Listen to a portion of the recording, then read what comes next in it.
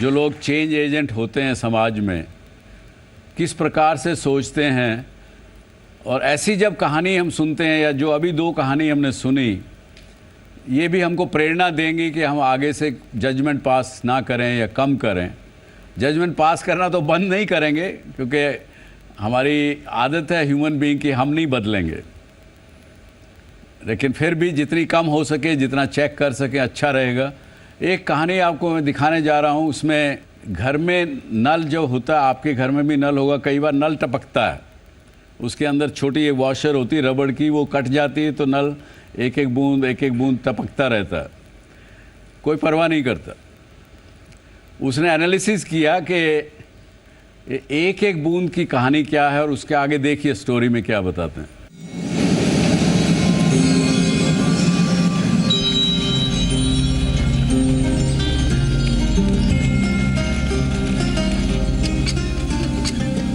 बूंद बूंद से सागर बनता है, ये कहावत तो हम सभी ने सुनी है, लेकिन अफसोस इस पर अमल करने वाले लोगों की फहरिस्त ज्यादा लंबी नहीं है।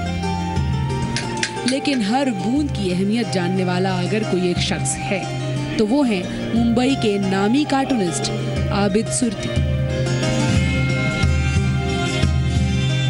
80 साल के आबिद साल 2007 से पानी की बचत के लिए एक अनोखा प्रयास कर रहे हैं। मुंबई की मीरा रोड पर बने हजारों घरों में से ये हर रविवार अपने प्लम्बर के साथ जाकर लोगों के लीक होते नल ठीक करते हैं।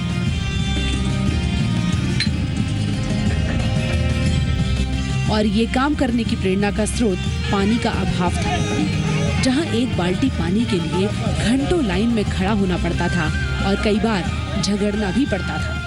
मेरी परवरिश जो है फुटपाथ पर हुई, और फुटपाथ पर एक एक बूंद पानी के लिए जो मैंने लड़ाइयाँ देखी थी, वो आज तक मेरे साथ चली है। इसे आप विरासत समझ लो। धीरे धीरे हालात बदले, और जब मैं दोस्तों के घर जाने लगा तो मैं देखता था कि कहीं ना कहीं एक नल टपक रहा है।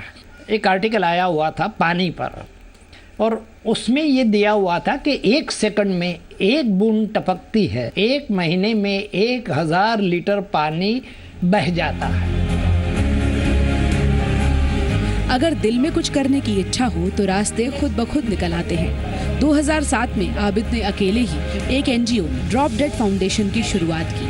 एक साहित्य पुरस्कार में मिली 1 लाख रुपए की राशि से इस प्रोजेक्ट की शुरुआत की गई। केवल एक प्लम्बर को लेकर आबिद घर घर जाने लगे, लेकिन हर घर के दरवाजे उनके लिए खुलते नहीं थे। काफ़ी दिनों के बाद मुझे स्ट्राइक हुआ कि जब हम जाते हैं तो दरवाजे की घंटी जो है प्लम्बर बजाता है, दरवाज़ा खुलता है, लोग झिझक के बंद कर देते हैं, कई लोग बंद भी कर देते थे। तो फिर मुझे स्ट्राइक हुआ कि जो हमारा प्लम्बर जो था उसका चेहरा बिन लादेन की तरह वो टेररिस्ट वाला चेहरा था। थोड़ा सा बदलाव लाया मैं, एक वॉलंटियर को इंट्रोड्यूस किया, एक महिला को। तो अब जब जैसे ही महिला घंटी बजाती है, दरवाज़ा खुलता है तो खुल जा सिम सिम खुल जाता है दरवाजा। सिर्फ 3 लोगों के सहारे ड्रॉप डेड फाउंडेशन का काम तो शुरू हो चुका था, लेकिन 2010 तक फंड्स खत्म हो चुके थे, पैसे की कमी खल रही थी।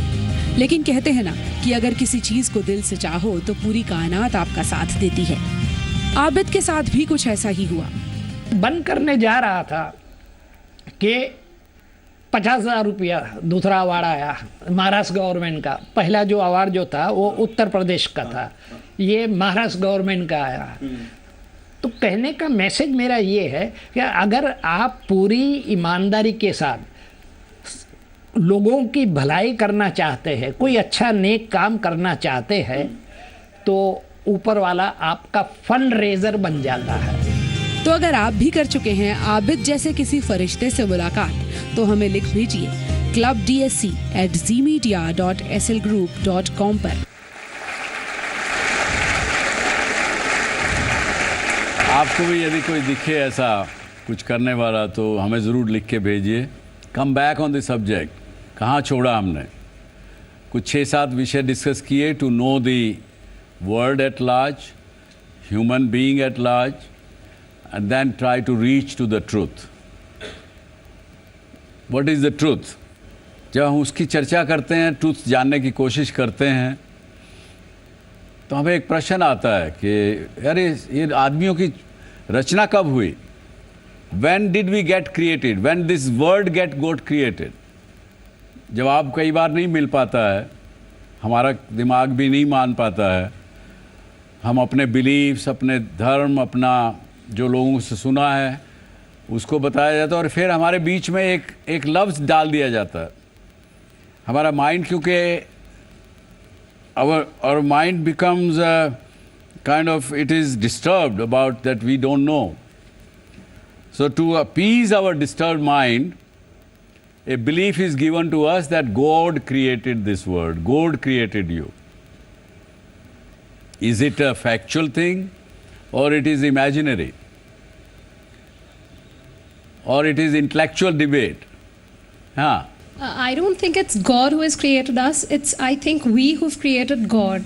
So that's my belief. So I think it's a fallacy that God exists. So you are confirming that we believe that the God as a creator is merely an intellectual proposition. Anyway, but still, we want to know the unknown truth, no? We want to know about the unknown or the truth. What and how we got created. We were created because of millions of years of evolution. So initially there were only inorganic components on Earth when it was created, and then gradually life emerged by the combination of different molecules, and it took millions of years of evolution for us to be where we are. Very good. That's a more thing which can appeal to our mind, and it is a scientific way of explaining things. Maybe that is truth. Still, there are questions, or are there questions or not the question in our minds? How did we get created? Is the question still remain, or you think with her explanation it is settled now? Still remains. Like the story of a tourist. Tourist कहीं गया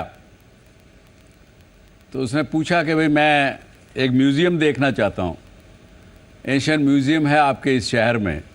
राह चलते से किसी से पूछा तो उसने जवाब दिया नहीं वो एक स्कूल है वहाँ पे, उस स्कूल के बगल में म्यूज़ियम है। अब स्कूल भी पता नहीं है कहाँ है स्कूल। उसने दूसरे आदमी से पूछा भाई ये स्कूल कहाँ पे है? उन्होंने कहा वहाँ उसके पास हॉस्पिटल है, उसके पास स्कूल है।